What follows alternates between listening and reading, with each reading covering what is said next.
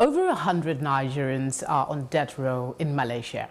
What is the government doing to rescue them? And Amnesty International has launched a report stating that 19 journalists and media practitioners have been persecuted in Nigeria over the first 9 months of this year. This is Plus Politics, and I am Felicity Ezewike.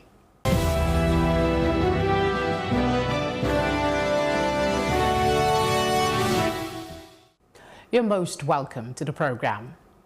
There are more Nigerians than other nationals on death row in Malaysia, Amnesty International has said in a new report.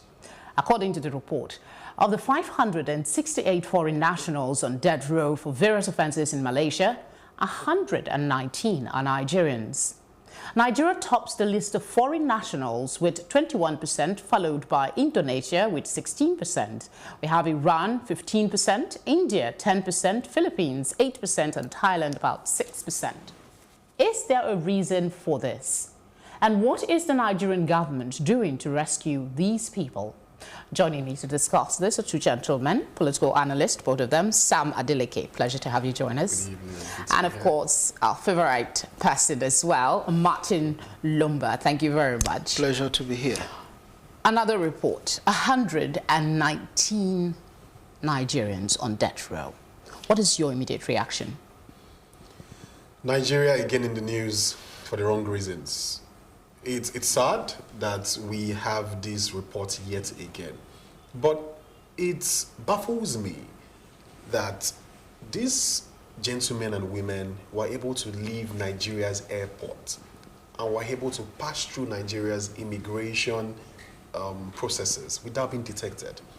I work in the tourism industry and I understand what it takes to get a Malaysian visa, Thailand visa, in fact visa for Asian countries, because you have to write and get a letter of clearance from NDLEA. You have to get police clearance. You have to get enough proof to show that you are actually someone without criminal records. So without even putting much blame on the arrest of Nigerians in bulk in Malaysia, we should be asking the questions, what exactly is wrong with our system here? Is it that we have so many corrupt officials at these borders or at the outpost of this country that we cannot nip it in the bud without these people going and peddling drugs to other countries? So the question should start from Nigeria. What is wrong with NDLEA? What is wrong with that clearance process at the airports? Because when we start from there, it will help to really put it into perspective. That's one. Second is Nigerians that have been caught, because apparently from these statistics they are the largest number, they know that they are going to die. So it is not news to them. But these are people who do not care. It's a desperation kind of situation whereby we perish, either we perish or we perish. We'll get to talk about that in a bit, but let's bring Martins in. What is your reaction to this? This is not the first time. Just a couple of, should I say months ago? No, a few months ago, we heard of Nigerian drug traffickers leading Africa in that illicit trade and all of that. Now this. Nigeria is a big country in every respect. So to that extent, the ratio of Nigerians that can get into trouble or that may get into trouble, the numbers will usually be relatively bigger than some of these smaller countries. But I think that the system in Nigeria has actually broken down. It calls for emergency, and to that extent, it will appear that back home here in Nigeria, we're actually not serious. Because if we were serious, I do not know who will leave a comfortable place to go and face maybe death penalty and go and face all of the hardship. If you actually get to know what some of our people pass through in order to go to these foreign lands, you will be really shocked. It will actually tell you the story that the situation is actually very dire. But why? They know the consequences. That is the question that he was trying to address when I interrupted him. Why do they take that journey, knowing fully that if they get caught, they die? Why? In Nigeria... Is desperation enough reason, really? No, you have to understand that in Nigeria here, a number of people are actually walking dead, to put it that way. we must be very sincere about these things. And the reality is that if you check most people, their phones, most of the messages you find is, brother, even if it's 1,000, brother, even if you can just buy me breakfast. Look, we're in deep mess here. And the thing is, when you're in Nigeria, you're not really living.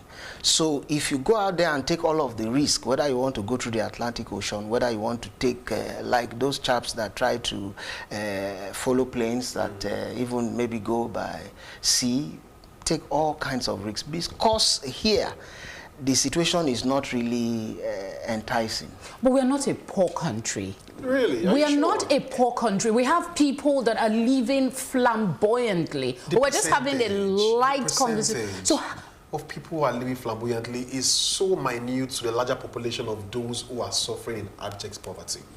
The number of Nigerians living below the dollar is massive and mind-boggling. The amount of people that spend less than 1,000 naira, 500 naira on food, and this food is not balanced diet. It is a mix of 100 naira, 150, 200, and people are not even, see, the quality of living is so low.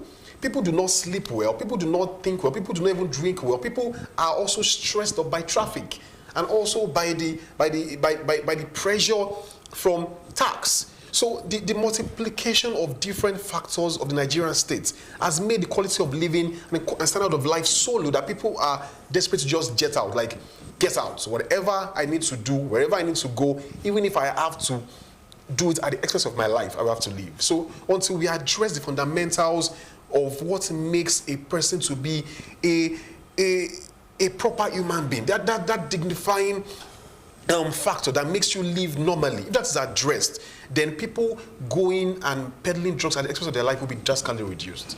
the situation is not peculiar to Malaysia. We know it's, like you alluded to earlier, it cuts across most of these Asian countries. Philippines, yes, Thailand, and the rest of them. But what really can the Nigerian government do, knowing that these are adults who are in full understanding of the repercussions of their actions? What more can the government do, really? I think that fundamentally we're not addressing the economic downturn of Nigeria. To a large extent, even if the books say that we have gone out of recession, the quality of life is in deep recession. If care is not taken, we may actually be in depression already. And what I mean is that if you look at the way the exchange rate, just took flight from after the elections in 2015, by the time the new government came in, you all were here. We're all living witnesses to how the exchange rate just became something else. The dollar rose to about 500 naira to $1. To that extent, it becomes very attractive to leave Nigeria. It is now more attractive to earn a dollar than to earn naira. That is on the one hand.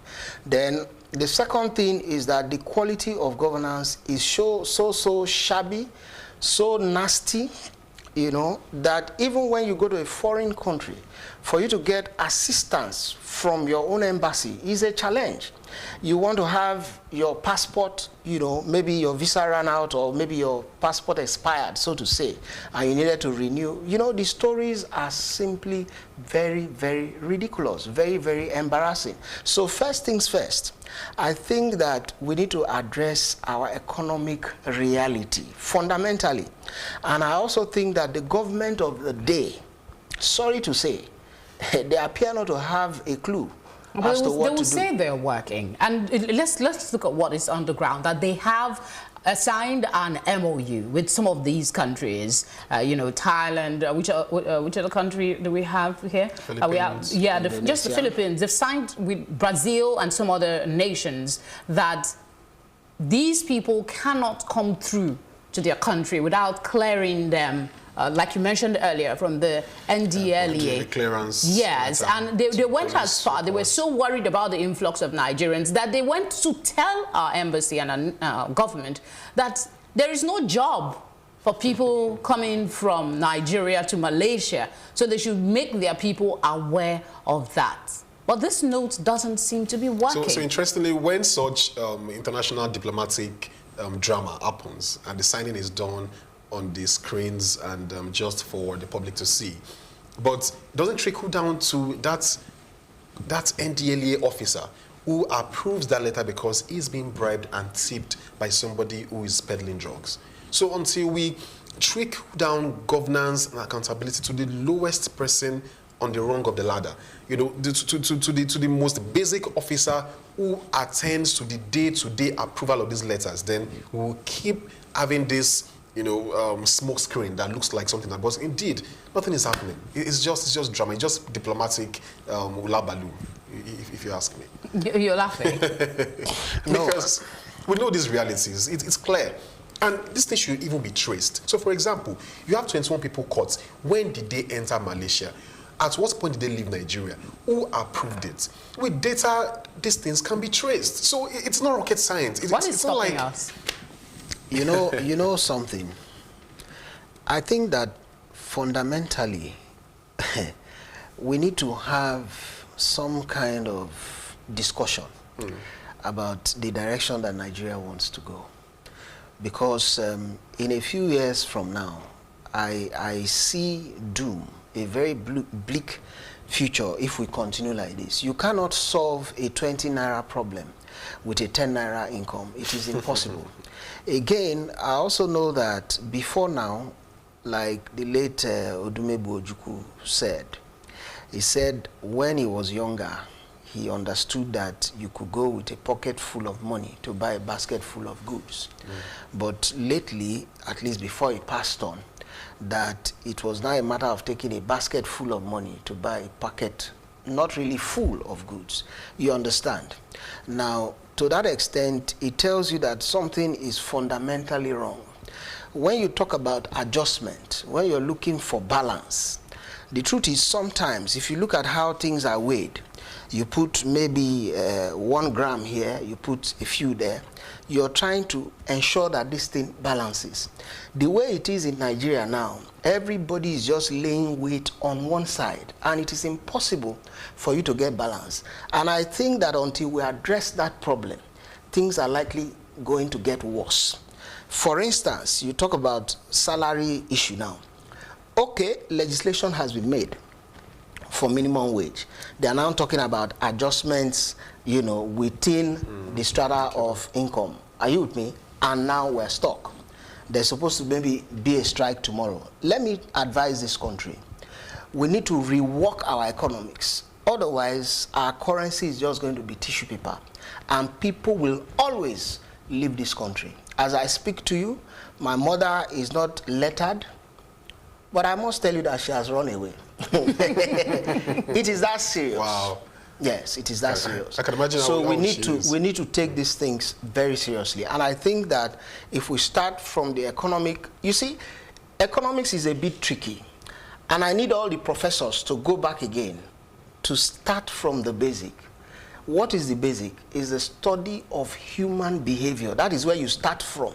What is the behavior of Nigerians today with regards to economics? It's corruption everywhere. The school system is so bad, you know the latest. The domestic, there's no difference. Everybody is trying to cut corners because to meet up, to live qualitative, not even qualitatively, just to get by, your income cannot take you there.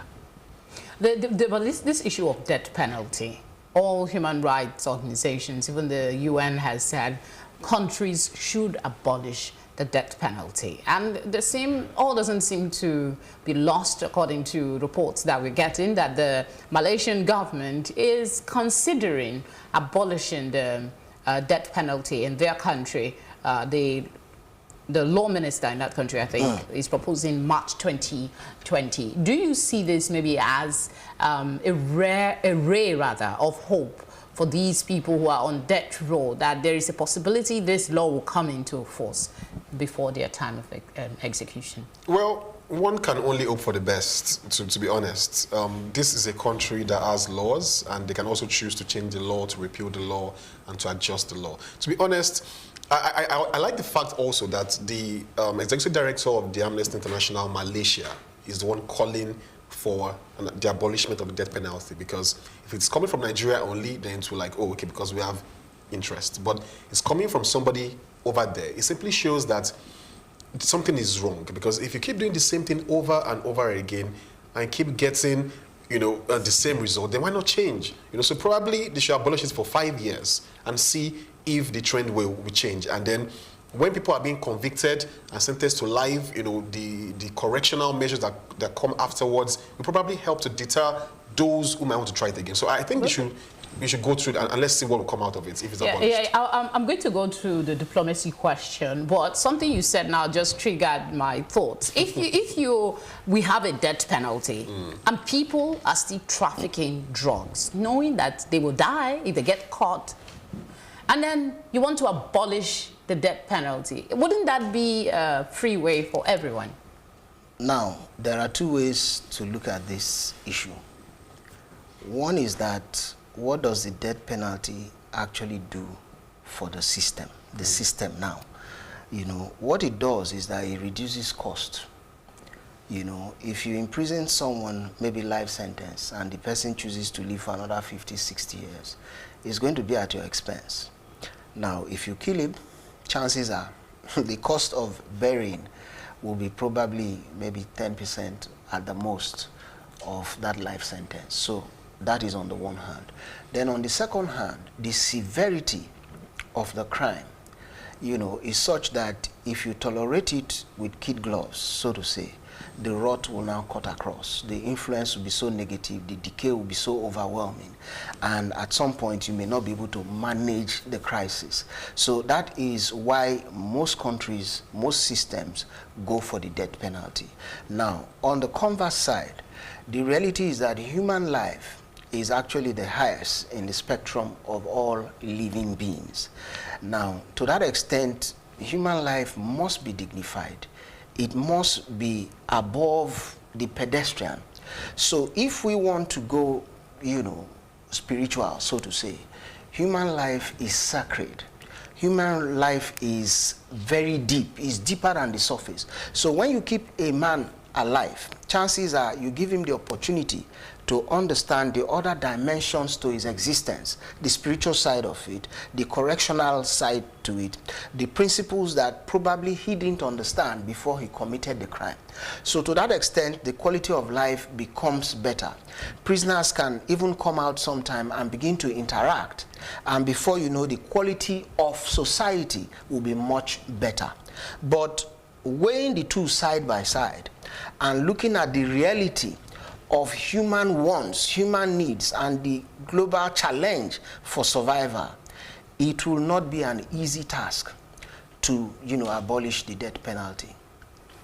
Because can I even add that some might even consider the fact that, now that we won't be killed anymore, at least I'll be sentenced to life imprisonment and I'll be enjoying free food and a good life in Malaysia prisons. So it's a very dicey decision to make, and we hope that they make the best decision. But your argument about the sacredness of life is, an important one to consider, and I guess that's why the United Nations and other bodies are saying that we need to make sure that we abolish the death penalty. But come to think of it, we already know that this is the penalty as of now for the crimes that you commit when you go to this country, when it has to do with trafficking, robbery. Let's not forget that it's not just drug trafficking. Some of them get into armed robbery and all of that, inciting violence and issues like that. Crimes also.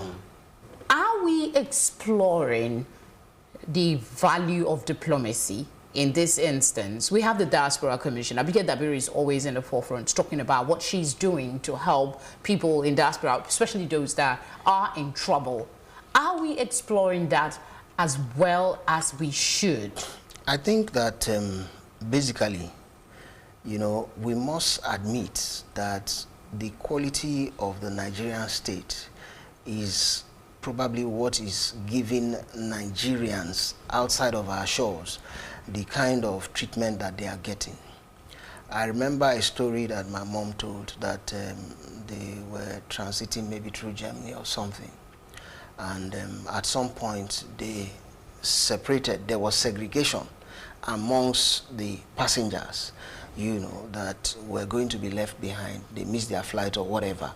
Now, what happened was that they, as Americans, so to say, they were taken to a hotel to pass the night, and everybody else was left to take care of himself or herself. They were left to sleep at the airport. What am I saying? Now, there are possibilities diplomatically such that if they know that this country has integrity, they can even ratify prisoner exchange, so to say.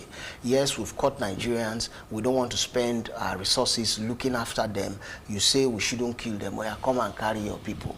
Now, if they have respect for Nigeria, it is very possible to earn that kind of, concession. But because even within Nigeria, prisoners are complaining, I can assure you that there are many prisoners, if they tell them, you know what, your country has asked that we should ship you back, and then they will say, you know what, no, I might just as well go for the death penalty. Why? The last Minister of Internal Affairs, I can't remember the exact figure he said, that prisoners were being fed daily with maybe about 30,000 naira. And everybody was like, with the beans that is so watery, is that supposed to be a joke or what? So no, I think these issues, these issues are possible. If the government comes alive, if the government earns the respect that it is supposed to earn, if we're able to arrest the decay within Nigeria here, you discover that even when some of these things are not written laws, countries will be willing to give us concession because of the integrity of our own leadership, so to say. So how there's a lot of factors come into play. We know the government angle, we know the one of international communities, but what about us as a people? Is it maybe the lifestyle that we live today that is encouraging young people to put themselves at risk? I either get it or I die trying, Is there something inherently wrong with our values as a people that is encouraging this mass, misbehavior? For me, I'd like to disagree that it is the fault of the people. No. Now, there's this narrative that goes around in Nigeria. No, I didn't say it's the fault. I said, is there something... Because we keep saying that the followership and it is Nigerians that we should talk to ourselves. No. I've traveled quite a bit and I understand the fact that humans are the same all over the place. Even skin color is just skin color. The same blood runs through everyone. Human behavior is constant across board.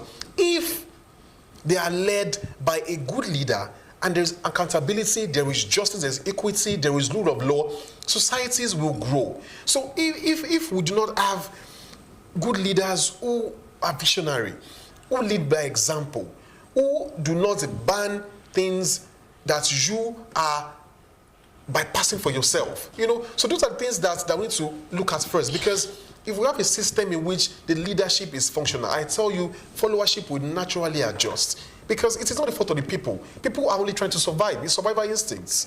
The reoccurring thought here is there's so much more that the government can do. A lot. Your final thoughts on this subject? Well, to flow from the last statement he made, I think that realistically, my understanding, because Nigeria is a great country in terms of endowments, but because we have chosen not to talk about the real issues, we have found ourselves stuck.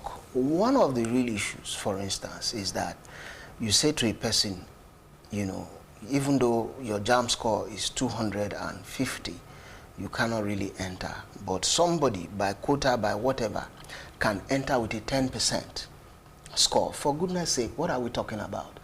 If everybody must burn the midnight oil in order to write an exam and pass, nobody should be given privileges that he cannot earn. That is the crux of the Nigerian debacle. Thank you very much for sharing your thoughts, gentlemen. Thank you. You're not going anywhere yet. We'll be back to you in a bit. And thank you for staying with us so far. We'll go for a short break, and when we return, we'll be speaking on the dangers of journalism in this present administration. Just stay with us.